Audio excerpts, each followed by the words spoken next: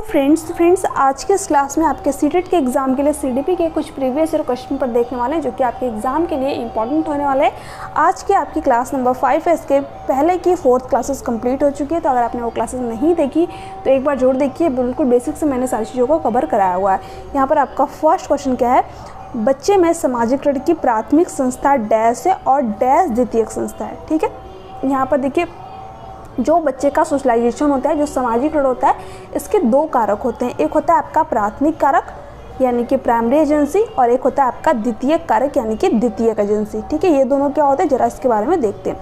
देखिए प्राथमिक संस्था क्या होती है, जहाँ से बच्चे की सामाजिकरण की प्रक्रिया शुरू होती है यानी कि उसका परिवार, क्योंकि बच्चा सबसे पहले परिवार में ही जन्म लेता है। ठीक है, जो परिवार के सदस्य होते हैं उन्हीं से चीज़ों को सीखता है। तो परिवार क्या होता है, फैमिली क्या होता है, सामाजिकरण की प्राथमिक कारक होती है। इसके बाद बच्चा कहाँ से चीज़ों को सीखता है, अपने आस पड़ोस से। ठीक है, जो आस पड़ोस के लोग रहते हैं उनसे फिर चीज़ों को सीखना शुरू कर देता है। तो आस पड़ोस भी क्या होता है, प्राथमिक कारक के अंदर ही आपका काउंट होता है। बट सीटेट वाले कभी कभी जो इसको द्वितीयक कारक के अंदर भी रख लेते हैं, ये ऑप्शन के ऊपर डिपेंड करता है। ठीक है, यहाँ पर उसके बाद बच्चे क्या करता है, मीडिया से चीज़ों को सीखना शुरू कर देता है, समाज से सीखता है, स्कूल जाकर के बच्चा सीखना शुरू कर देता है। ठीक है, इसके अलावा संस्कृति से चीज़ों को सीखता है।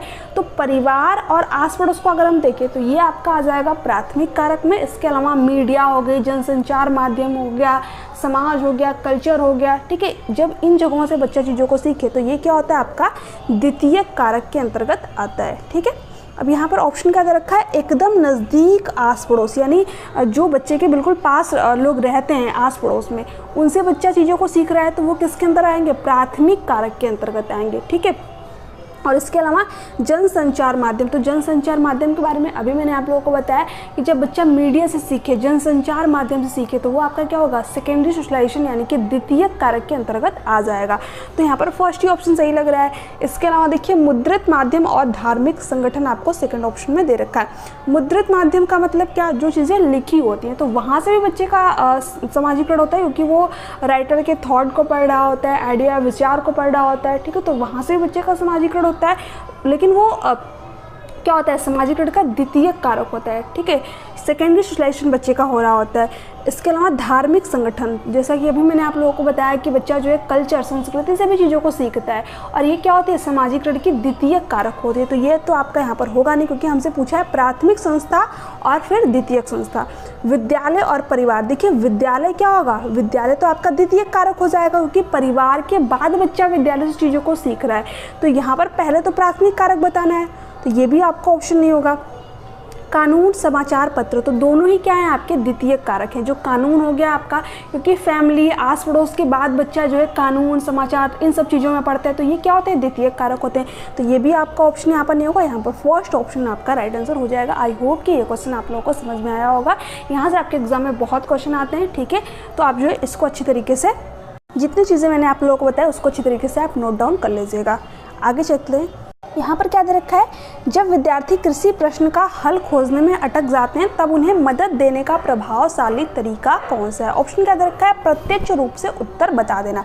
यानी जैसे कि बच्चा कोई क्वेश्चन सॉल्व कर रहा है और उसमें जो है कहीं पर वो अटक गया, तो क्या आप उसको पूरा का पूरा क्वेश्चन ही सॉल्व करके ही बता देंगे, तो ये बिल्कुल गलत तरीका होता है। क्यों, क्योंकि इसमें बच्चे की क्रिएटिविटी सामने नहीं आती है। बच्चे ने तो कुछ किया ही, सिर्फ टीचर ने सारी चीज़ों को बता दिया, तो ये जो है नहीं करना है। गलत उत्तर के लिए दंड देना, देखिए जो आपकी NEP है, जो राष्ट्रीय शिक्षा नीति है, वो क्या कहती है कि हमें बच्चों को दंड या फिर पुरस्कार जैसी चीज़ें नहीं देनी है। ठीक है, दंड, जब भी आपके सीटेट के एग्जाम में जो दंड वर्ड है ये आपको देखने को मिल जाए तो ये आपका एक निगेटिव टैग वर्ड होता है। तो ऐसे ऑप्शन को आप पहले ही कट कर दीजिएगा। ठीक है, आंशिक रूप से हल समाधान प्रस्तुत करना, बिल्कुल सही बात। ठीक है, देखिए जब भी बच्चा किसी क्वेश्चन को सॉल्व कर रहा है और वहाँ पर किसी पॉइंट पर वो अटक रहा है, तो आप क्या करें, उसको थोड़ा सा हिंट दे दें। ठीक है, जैसे कि स्कूल में कभी कभी टीचर्स ऐसा करते हैं कि जब बच्चे को कोई चीज़ नहीं आ रही होती तो कोई एक पॉइंट बता देते हैं, जिससे कि बच्चा क्या करता है, आगे की चीज़ों को खुद सॉल्व कर लेता है। तो ये बेस्ट तरीका होता है कि जब भी बच्चा कोई क्वेश्चन सॉल्व कर रहा है, कहीं किसी पॉइंट पर अटक जाए, तो आप उसको थोड़ा सा इशारा दे दीजिए, थोड़ा सा संकेत दे दीजिए, ताकि बच्चा जो आगे की चीज़ें उसको खुद सॉल्व कर सके। ठीक है, तो यहाँ पर आपका थर्ड ऑप्शन राइट आंसर हो जाएगा। अप्रासंगिक सूचनाओं द्वारा प्रश्न को जटिल बना देना, यानी बच्चा पहले ही उस प्रश्न को सॉल्व नहीं कर पा रहा है और हम उसको और कॉम्प्लेक्स और जटिल बना दें, तो ये तो बिल्कुल ही गलत हो जाएगा, तो ये आपका नहीं होगा। ठीक है, देखिए यहाँ पर मैंने एक छोटा सा एग्जाम्पल लिया हुआ था कि जैसे कि कोई बच्ची है, अगर वो साइकिलिंग शुरू में स्टार्ट करती है तो उसको पेरेंट्स क्या करते हैं, ऐसे पकड़ के मतलब सिखाते हैं। ठीक है, तो ऐसा तो है नहीं कि पेरेंट्स खुद साइकिल चला करके जो है, मतलब ऐसा तो है नहीं कि पेरेंट्स खुद साइकिल जो है चला रहे हैं। ठीक है, चला तो बच्चा ही रहा है, बट पेरेंट्स क्या कर रहे हैं, वहाँ पर थोड़ी सी हेल्प प्रोवाइड कर रहे हैं। ठीक है, कि नहीं ऐसा नहीं, इस तरीके से पकड़ो। ठीक है, चला तो बच्चा ही रहा है। ठीक है, तो बच्चा क्या कर रहा है, यहाँ पर थोड़ी सी जब बच्चे को हेल्प मिल जाती है तो बच्चा खुद चीज़ों को सीख जाता है। यहाँ पर सिंपल सा यही मतलब था, तो थर्ड ऑप्शन आपका करेक्ट है। इसकी बात जो है एक मनोवैज्ञानिक है आपके लेव वाइगोस्की, वो भी करते हैं, जिसको स्कैफोल्डिंग का उन्होंने नाम दिया हुआ है। तो इसके बारे में हम लोग डिटेल में पढ़ेंगे जब हम लोग जो जीन पियाजे होंगे, लेव वाइगोस्की होंगे, लॉरेंस कोहलबर्ग होंगे, इनकी थ्योरी हम लोग कंप्लीट देखने वाले हैं। तो प्लीज़ चैनल को सब्सक्राइब कर लीजिएगा अगर चैनल पे पहली बार विजिट कर रहे हैं। ठीक है, क्योंकि ये आपके एग्जाम के लिए बहुत ही ज़्यादा इंपॉर्टेंट है।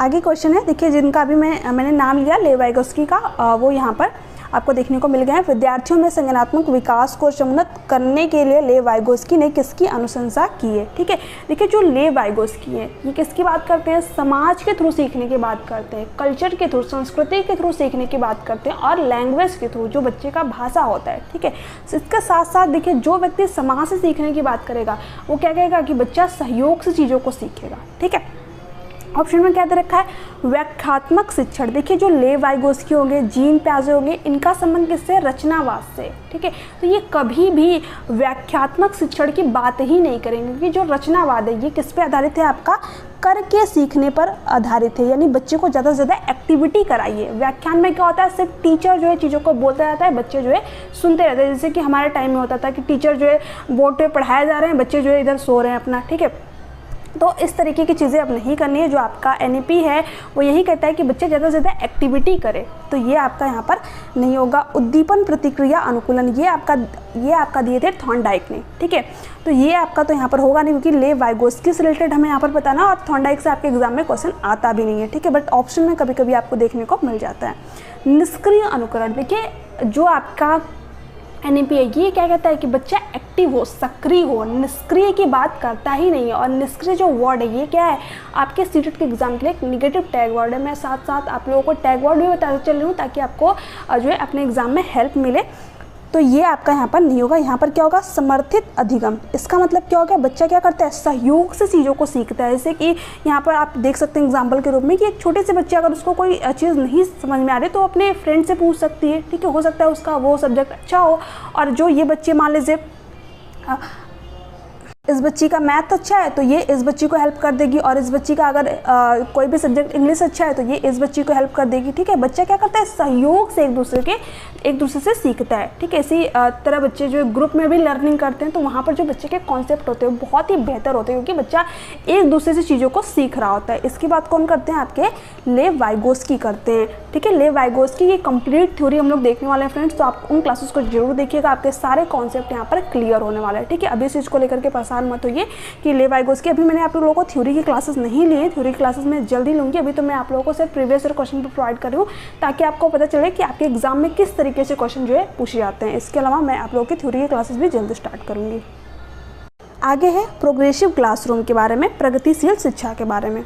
विद्यार्थियों को ज्ञान के सृजन में सक्रिय प्रतिभागी मानती है। ठीक है, देखिए बिल्कुल सही बात है। जो प्रगतिशील शिक्षा है, प्रगति का मतलब क्या, बच्चा प्रगति करे। ठीक है, इससे आप थोड़ा सा समझ लीजिए, यानी बच्चा क्या करे, अपने ज्ञान का निर्माण स्वयं करे। ये क्या कहती है, प्रगतिशील शिक्षा कहती है, प्रोग्रेसिव क्लासरूम कहती है। ठीक है, सृजन का मतलब ही क्या होता है, निर्माण करना किसी चीज़ का। तो जब बच्चा अपने ज्ञान का निर्माण स्वयं करे, कुछ ना कुछ एक्टिविटी करे, तो वो क्या होती है आपकी, इसी को बढ़ावा देने की बात क्या कहती है, आपकी प्रगतिशील शिक्षा कहती है। ठीक है, आपने देखा होगा जो छोटे बच्चे हैं अक्सर चीज़ों को तोड़ फोड़ मचाए रखते हैं, क्यों, क्योंकि वो चीज़ों को सीख रहे होते हैं। बट हमें लगता है कि नहीं, ये बच्चा चीज़ों को तोड़ रहा है, ये कर रहा है, वो कर रहा है, बट वहाँ से वो चीज़ों को सीख रहा है। ठीक है, इसलिए जो जीन पियाजे वो क्या कहते हैं, बच्चा एक लिटिल साइंटिस्ट है, नन्हा वैज्ञानिक है, अपने ज्ञान का निर्माण वो स्वयं करता है। तो ये बात आपके यहाँ पर सही है, और फर्स्ट ही ऑप्शन आपका यहाँ पर राइट आंसर हो जाना चाहिए। और हम बाकी के ऑप्शन को भी चेक कर रहे हैं, क्योंकि आपके सीटेट के एग्जाम में जो है चारों ही बातें कभी कभी सही हो सकती हैं। उनमें से किसी आपको जो बेस्ट होता है उसको चूज़ करना पड़ता है। फिर अध्यापकों को ज्ञान के सर्वाधिक प्रमुख स्रोत मानती है। देखिए, अध्यापक ज्ञान का प्रमुख स्रोत नहीं है। जो आपकी एनईपी है, एनसीएफ, वो क्या कहती है? अध्यापक एज ए फैसिलिटेटर है, एज ए सुविधादाता है, यानी जहाँ बच्चे को ज़रूरत पड़े बस जो अध्यापक है उसको हेल्प प्रोवाइड करे। ठीक है, सुविधादाता के रूप में मुख्य स्रोत ना हो, तो ये आपका गलत है। विद्यार्थियों को ज्ञान के निष्क्रिय ग्रहणकर्ता मानती है। देखिए, अभी मैंने आप लोगों को बताया जो निष्क्रिय वर्ड है ये क्या आपके सीटेट के एग्जाम के लिए एक निगेटिव टैग वर्ड है। बच्चा निष्क्रिय नहीं होना चाहिए, क्या होना चाहिए? एक्टिव होना चाहिए, सक्रिय होना चाहिए। तो ये भी आपका यहाँ पर नहीं होगा। पाठ्य पुस्तकों को ज्ञान सृजन की प्रक्रिया में असंगत मानती है। देखिए, ये बिल्कुल गलत है। जो पाठ्य पुस्तक होती है वो भी क्या करती है? ज्ञान के निर्माण में हेल्प करती है, बट ऐसा नहीं कि सिर्फ पाठ्य पुस्तक भी करती है। बहुत सारे रिसोर्सेज में से, बहुत सारे संसाधनों में से पाठ्य पुस्तक भी एक संसाधन होती है। ठीक है, तो ये भी आपका गलत है। यहाँ पर जो सबसे अप्रोप्रिएट ऑप्शन आपका हो जाएगा वो फर्स्ट ही है। तो फर्स्ट ऑप्शन आपका करेक्ट है। आगे देखते हैं हम लोग। यहाँ पर क्या दे रखा है? असीमा दूसरों की मनोदशा और अभिप्रेरणा के प्रति समझ बना लेने की उच्च स्तरीय योग्यता के कारण अपने मित्रों में बहुत ही लोकप्रिय हार्वर्ड गार्डनर के बहुबुद्धि सिद्धांत के अनुसार असीमा डैश बुद्धि की उच्च स्तरीय क्षमता रखती है। तो देखिए, हार्वर्ड गार्डनर से इस बार भी जो आपका 7 जुलाई को एग्ज़ाम हुआ था इसमें भी क्वेश्चन आया था। तो ये सारे जितने भी मनोवैज्ञानिक आज आपको देखने को मिल रहे हैं सभी इंपॉर्टेंट है। इसलिए मैं आप लोगों को प्रीवियस ईयर क्वेश्चन पेपर के थ्रू यही बताना चाहती हूँ कि जितने भी आपके जो मनोवैज्ञानिक है वो वहाँ से किस तरीके से क्वेश्चन आते हैं। ठीक है, और इनकी जो थ्योरी क्लासेस है वो आपको जल्दी देखने को मिलेगी। मैं सारी चीज़ें आप लोगों को कवर कराऊंगी। ठीक है, तो सिर्फ इन क्लासेस को देख लीजिए। आपका जो एग्ज़ाम है आप सीडीपी में तो बहुत ही अच्छा स्कोर करेंगे। ठीक है, क्योंकि सीडीपी की जो सारी चीज़ें मैं आप लोगों को यहाँ पर कवर कराऊंगी। तो हार्वर्ड गार्डनर के जो बहुबुद्धि सिद्धांत थे, देखिए इन्होंने अगर बात करें तो 8 प्रकार बताए हैं बुद्धि के। वैसे तो इन्होंने 9 से 10 प्रकार भी बताए हुए हैं, बट एनसीईआरटी में आपका 8 ही दे रखा और आपको 8 ही पढ़ना है, इससे ज़्यादा आपको नहीं पढ़ना है। ठीक है, क्योंकि जो सीटेट हैं वो आपकी एनसीईआरटी के जो बुक्स होती हैं उन्हीं के बेस पे जो क्वेश्चन होते हैं वो आते हैं, तो इसलिए आपको उन्हीं को ऑथेंटिक सोर्स मानना है। तो आप जो हार्वर्ड गार्डनर है उन्होंने कितने प्रकार की बुद्धि बताई है? 8 प्रकार की। ठीक है, उसमें आपका एक प्रकार आता है इंटरपर्सनल, यानी कि अंतः वैयक्तिक। ये क्या होता है आपका? जो व्यक्ति दूसरों के मनोदशा, स्वभाव, अभिप्रेरणा को समझ पाए, उसके अंदर कौन सी इंटेलिजेंस होगी? Interpersonal intelligence. जैसे कि आप कपड़े खरीदने के लिए किसी दुकान पे जाते हैं तो दुकानदार मतलब भले ही कपड़ा वो अच्छा नहीं लग रहा हो, बट दुकानदार बोलेगा नहीं आपके ऊपर तो बहुत अच्छा लग रहा है, बहुत अच्छी लग रही है। ठीक है, तो वो दुकानदार क्या करता है? हमारे मनोदशा, स्वभाव को समझ जाता है कहीं ना कहीं। ठीक है, क्योंकि उसके अंदर भी कहीं ना कहीं क्या होती है? इंटरपर्सनल इंटेलिजेंस होती है। तभी तो बोलता है कि नहीं अच्छा लग रहा है, अच्छा लग रहा है। ठीक है, ताकि हम जो है उस कपड़े को खरीद लें। तो उनके अंदर भी क्या होती है? Interpersonal intelligence. जो भी व्यक्ति दूसरों के मनोदशा, स्वभाव, ठीक है, इसके अलावा अभिप्रेरणा को समझ जाए तो उस व्यक्ति के अंदर कौन सी बुद्धि होगी? इंटरपर्सनल इंटेलिजेंस होगी। जैसे कि यहाँ पर जो असीमा है वो क्या कर रही है? दूसरों की मनोदशा, स्वभाव के बारे में समझ पा रही है। तो असीमा के अंदर यहाँ पर कौन सी इंटेलिजेंस होगी? इंटरपर्सनल इंटेलिजेंस होगी। इंटर का मतलब होता है दूसरों के व्यवहार, मनोदशा, स्वभाव को समझना। तो यहाँ पर आपका फर्स्ट ऑप्शन राइट आंसर हो जाएगा। यहाँ पर जो आपके 7 जुलाई को जो आपका एग्जाम हुआ था, यहाँ पर जो क्वेश्चन आया था ये आपका प्रकृतिवादी जो बुद्धि होती है उससे रिलेटेड करके आया था। मैं आप लोगों को वो क्वेश्चन भी कराऊंगी जल्दी। ठीक है, देखिए यहाँ पर जो प्रकृतिवादी बुद्धि है ये किस में पाई जाती है? जो लोग जो प्रकृति के प्रति जो है ज़्यादा लगाव रखते हैं। ठीक है, लगाव का मतलब ये नहीं कि मतलब सिर्फ लगाव ही, उनकी देखभाल किस तरीके से करनी है। ठीक है, पेड़ पौधों की, इसके अलावा जो भी चीज़ें होती हैं किस तरीके से जो है उनकी कटाई छटाई, या फिर किस तरीके से जो उनको समय समय पर पानी, मतलब किस तरीके से उनका जो पूरा रूटीन होता है उनके बारे में ज़्यादा से ज़्यादा नॉलेज रखना। ठीक है, देखभाल करना, ये सारी चीज़ें क्या होती है? प्रकृतिवादी जो लोग मतलब जिन लोगों के अंदर ये वाली इंटेलिजेंस होती है वो प्रकृति के प्रति जो है काफ़ी ज़्यादा उनके पास जो है जानकारी होती है, नॉलेज होती है। तो ये आपका यहाँ पर नहीं होगा क्योंकि प्रकृति से रिलेटेड कोई भी बात यहाँ पर नहीं की गई है। संगीत संगीत वाली बुद्धि होती है ये किसके अंदर होती है? जिससे कि जिनका सुर, लय, ताल जो है बहुत अच्छा होता है, जैसे कि आपकी लता मंगेशकर हो गई, ठीक है, अरिजीत सिंह हो गए। तो इनके अंदर कौन सी होती है? संगीत में बुद्धि होती है, क्योंकि ये बहुत ही अच्छा जो है सुर, लय, ताल के थ्रू चीज़ों को रिप्रेजेंट करते हैं। ठीक है, तो इन लोगों के अंदर कौन सी इंटेलिजेंस होगी? संगीत में इंटेलिजेंस होगी। ठीक है, इसके अलावा तार्किक गणित बुद्धि को किसके अंदर होती है? जैसे कि जो मैथमेटिशियन होते हैं जिनके अंदर तर्क जो ज़्यादा से ज़्यादा कर पाते हैं, तो उन लोगों के अंदर कौन सी बुद्धि होगी? तार्किक गणितीय बुद्धि होगी। ठीक है, इसको मैं इमेजेस के थ्रू और भी बेहतर तरीके से एक्सप्लेन करूँगी, अभी सिर्फ आप इतना चीज़ों को समझ लीजिए। ठीक है, आगे देखते हैं हम लोग यहाँ पर ऑब्जेक्शन और रीज़न वाला क्वेश्चन क्या है। ऑब्जेक्शन दे रखा है, अध्यापक को शिक्षण अधिगम प्रक्रिया में विद्यार्थी के लिए परियोजना, कार्य समूह, कार्य चर्चाएं और वाद विवाद शामिल करना चाहिए। बिल्कुल सही बात है। जो एक टीचर होता है उसको जो है समूह कार्य, क्योंकि अभी मैंने आप लोगों को बताया कि ग्रुप वर्क जो है कितना इंपॉर्टेंट होता है, बच्चा जो है एक दूसरे से सहयोग करके चीज़ों को सीखता है। ठीक है, तो ग्रुप लर्निंग जो है बहुत ही इंपॉर्टेंट होती है। एक टीचर के रूप में बच्चे को ज़्यादा से ज़्यादा ग्रुप लर्निंग करानी चाहिए, चर्चाएँ करानी चाहिए, वाद विवाद करनी चाहिए। ठीक है, तभी तो बच्चा जो अपना क्वेश्चन है उसको सामने रखेगा। ठीक है, रीज़न क्या दे रखा है इसका? अधिगम विद्यार्थी के सामाजिक सांस्कृतिक संदर्भ से स्वतंत्र है। ये बिल्कुल गलत है। देखिए, जो भी बच्चा सीखता है वो अपने समाज से भी चीज़ों को सीखता है। जो भी वो लर्निंग कर रहा है, क्या आपका समाज आपके ऊपर प्रभाव नहीं डालता है? आप जिस तरीके के समाज में रहते हैं उसी तरीके की चीज़ों को क्या करते हैं? फॉलो करने लगते हैं। क्योंकि हम समाज से भी चीज़ों को सीख रहे होते हैं, है ना। तो ये बात आपकी यहाँ पर गलत है, बट जो आपका अजर्शन है वो सही है। तो अजर्शन सही है, लेकिन इसका जो रीज़न दे रखा है वो गलत दे रखा है, क्योंकि दे रखा है कि जो अधिगम है वो विद्यार्थियों के सामाजिक सांस्कृतिक संदर्भ से स्वतंत्र है, यानी बच्चा के समाज संस्कृति से चीज़ों को सीखता ही नहीं है। तो ये तो पूरी तरीके से गलत हो जाएगा। तो ए सही है, लेकिन आर क्या है? गलत है। तो थर्ड ऑप्शन आपका करेक्ट है। नेक्स्ट है, यहाँ पर क्या दे रखा है? लड़के गणित में अच्छे होते हैं और लड़कियाँ संगीत और नृत्य में अच्छी होती हैं। यह कथन किसकी ओर इंगित करता है? देखिए, एक जो है आपका जो सिलेबस है उसमें जेंडर करके एक आपका चैप्टर दे रखा है। उसमें सिर्फ आपको बहुत ही बेसिक सी चीज़ें पढ़नी है, बट आपके एग्ज़ाम में यहाँ से क्वेश्चन बनते हैं, इंपॉर्टेंट है, तो इसको भी मैं आपको ज़रूर कवर कराऊँगी। ठीक है, देखिए, जो जैसे कि हमारे समाज में क्या होती है? स्टीरियोटाइप चीज़ें चली आ रही हैं, रूढ़िबद्ध जो धारणाएं हैं, जो बहुत पहले से चीज़ें चली आ रही हैं। जैसे जो लड़के होते हैं वो बाहर के काम करेंगे, जैसे जो लड़कियां हैं वो घर के काम करेंगी। ठीक है, इसके अलावा जो लड़के होते हैं, टीचर्स भी ऐसा बोलते हैं कि लड़के जो है मैथ में अच्छे होते हैं, लड़कियां जो है मैथ में अच्छी नहीं होती हैं। तो इस तरीके की जो धारणा है जो कि बहुत पहले से चली आ रही है, ये क्या किस चीज़ को प्रदर्शित कर रहा है? जेंडर स्टीरियोटाइप को, यानी किसी एक पक्ष को ही बढ़ावा देना, दूसरे पक्ष को बिल्कुल दबा देना। ठीक है, तो इस तरीके की चीज़ें नहीं करनी है एज ए टीचर के रूप में। जैसे कि यहाँ पर जो लड़कियां, उनको फुटबॉल से रिलेट किया जाता है कि लड़के फुटबॉल खेलते हैं, लड़कियां तो डॉल से खेलती हैं। लड़कों को जो है ब्लू कलर पसंद होता है, लड़कियों को पिंक कलर पसंद होता है। तो इस तरीके की चीज़ें जो है आपको नहीं करनी है एज ए टीचर के रूप में, क्योंकि ये जेंडर स्टीरियोटाइप हो जाएगा। ये लिखा थोड़ी हुआ है कि लड़के जो है गणित में अच्छे हैं, कहीं पर लिखा है ये चीज़? बिल्कुल नहीं लिखा है। ठीक है, तो ये चीज़ें हमारे समाज ने ही क्रिएट की है, और ये क्या होता है? जेंडर स्टीरियोटाइप होता है। जैसे कि यहाँ पर क्या दे रखा था? लड़के जो गणित में अच्छे और लड़कियाँ संगीत और नृत्य में अच्छी होती हैं।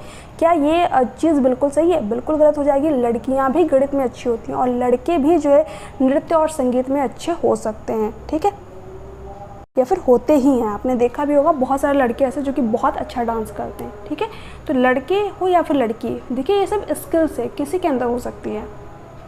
तो अगर जो प्रकार का कथन है कि लड़के गणित में अच्छे होते हैं और लड़कियां नृत्य और संगीत में, तो ये किस चीज़ को प्रदर्शित कर रहा है? जेंडर स्टीरियोटाइप को, लैंगिक रूढ़िबद्धता को, क्योंकि यहाँ पर किसी एक पक्ष को किसी चीज़ से रिलेट किया जा रहा है। तो यहाँ पर आपका फर्स्ट ऑप्शन राइट आंसर हो जाएगा। जेंडर समानता की यहाँ पर बात नहीं हुई। जेंडर समानता तो तब होता है कि लड़के भी गणित में अच्छे हो सकते हैं, लड़कियाँ भी, लड़के भी डांस कर सकते हैं, लड़कियाँ भी। ठीक है, बट यहाँ पर इसकी बात ही नहीं की गई है, तो ये भी नहीं होगा। जेंडर समता, ये बहुत इंपॉर्टेंट होता है। देखिए, जेंडर इक्विटी क्या होती है? एक होता है आपका इक्वालिटी, ठीक है, यानी समानता। एक होती है, ठीक है, आगे दे रखा है जेंडर इक्विटी। देखिए, इक्विटी यानी कि समता क्या होता है आपका?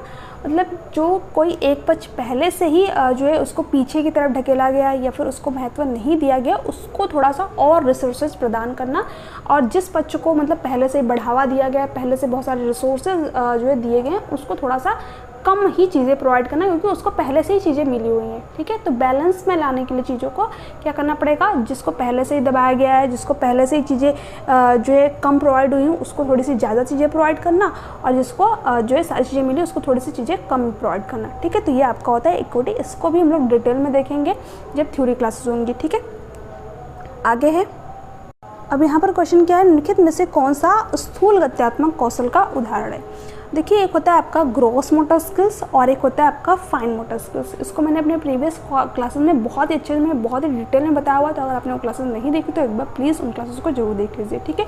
ग्रॉस मोटर स्किल्स क्या होता है, जिसमें कि किसी कार्य को करने के लिए हम अपनी बड़ी मसल्स का यूज करते हैं, ठीक है। इसी को स्थूल बोलते हैं आपका, ठीक है, स्थूल गत्यात्मक कौशल, जिसमें कि अपनी बड़ी मसल्स का यूज करके किसी कार्य को करते हैं। जैसे कि हम जब फुटबॉल खेलते हैं, दौड़ते हैं, चलते हैं, तो हम क्या कर रहे हैं, अपनी बड़ी मसल्स का यूज करें, तो ये आपका क्या होता है, ग्रॉस मोटर स्किल होता है।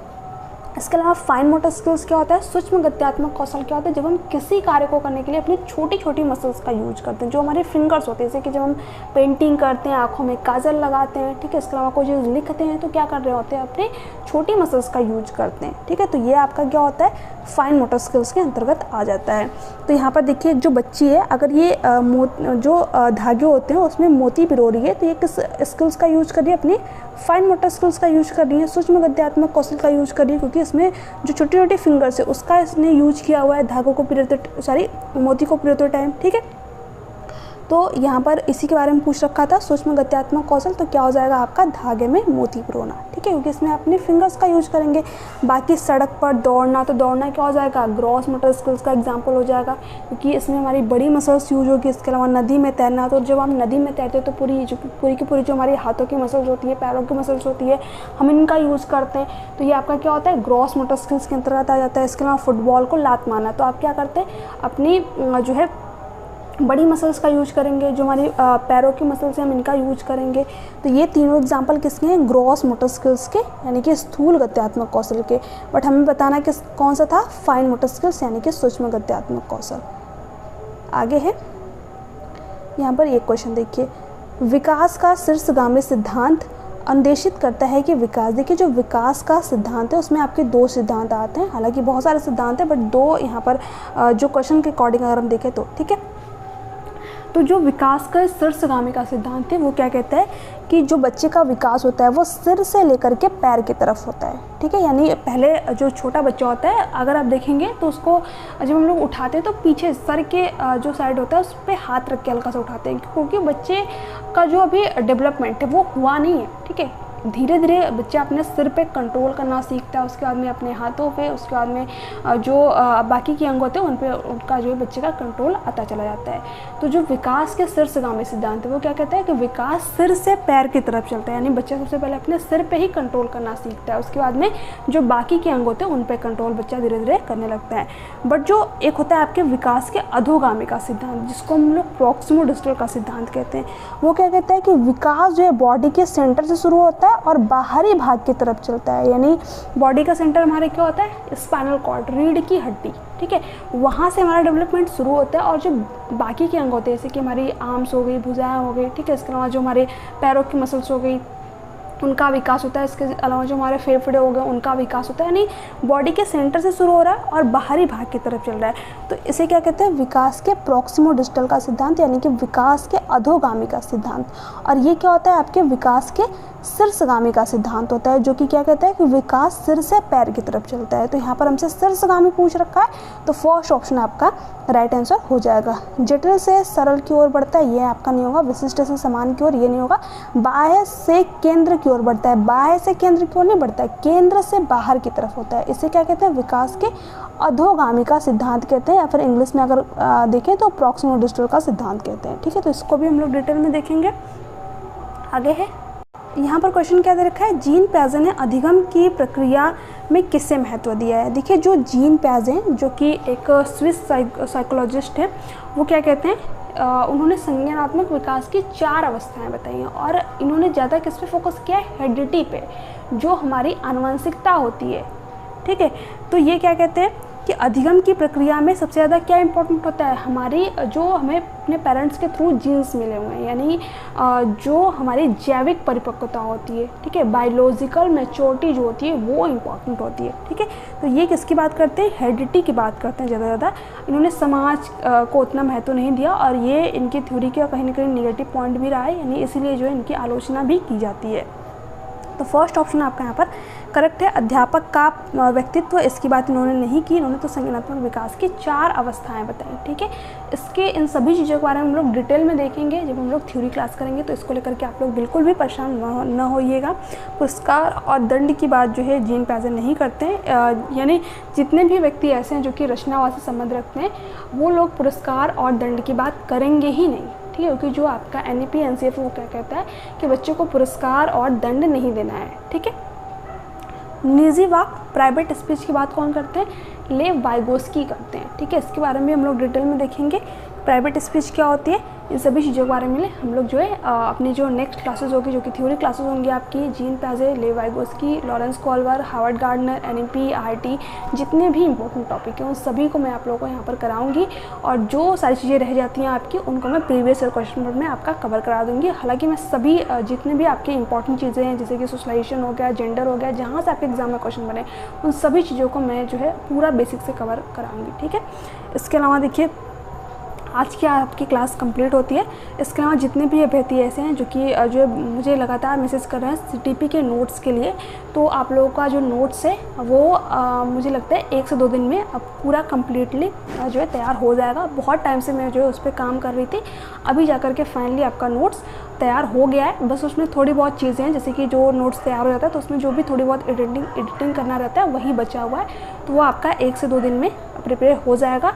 तो उसके लिए मैं आप लोगों को एक व्हाट्सएप नंबर दे दूँगी, आप वहाँ से जो है उन नोट्स को परचेज कर सकते हैं। ठीक है, बहुत ही कम प्राइस है। देखिए वो प्राइस भी मैं आप लोगों से नहीं लेती, क्योंकि उस नोट्स को बनाने के लिए मुझे कुछ एप्लीकेशन पे जो पेमेंट भी करनी पड़ी है, तो इसलिए बहुत ही मिनिमम प्राइस में आपको वो नोट्स मैं प्रोवाइड कर दूँगी।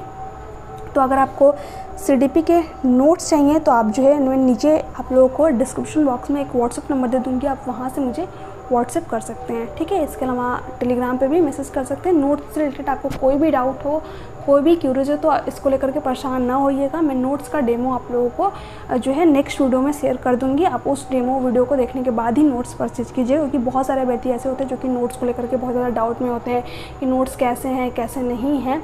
तो इस चीज़ को लेकर के आप लोग बिल्कुल भी परेशान ना होइएगा। मैं आप लोगों को नोट्स के जो है जो डेमो वीडियो वो शेयर कर दूँगी, क्योंकि नोट्स मैंने बहुत ही मेहनत करके तैयार किए हुए हैं और मैं नहीं चाहती कि कोई भी अभ्यर्थी नोट्स को लेकर के डाउट में। आप लोग खुद नोट्स को देखिएगा, सारे क्वेश्चन आपको उसी नोट से देखने को मिलेंगे। ठीक है, तो बहुत मेहनत करके मैंने वो नोट्स आप लोगों के लिए तैयार किया हुआ है CDP के। तो आप चाहो तो उन नोट्स को बाई कर सकते हैं, अदरवाइज़ जो है आप इन क्लासेस के थ्रू भी अपने जो भी चीज़ें उसको कवर कर सकते हैं। नोट्स बट इम्पॉर्टेंट है, क्योंकि मैंने उसमें बहुत सारी चीज़ें जो है ऐड की, जो भी अभी आपके एग्ज़ाम में एक्स्ट्रा चीज़ें आ रही हैं। तो चलिए मिलते हैं नेक्स्ट क्लास में, तक के लिए bye bye, take care, thanks for watching.